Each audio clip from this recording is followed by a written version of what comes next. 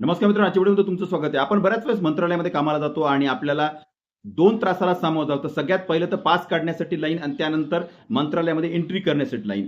पण या कटकटीतून आता मुक्ती मिळणार आहे, कारण की सरकारने एक नवीन ॲप लॉन्च केलंय. पाहूया त्या संदर्भातला हा रिपोर्ट.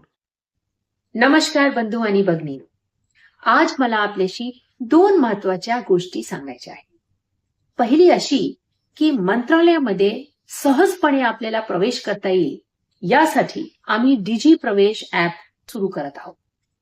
या ॲपच्या डाउनलोड करून आपण आपले पसंदीदा दिवस आणि टाइम स्लॉट बुक करू शकता.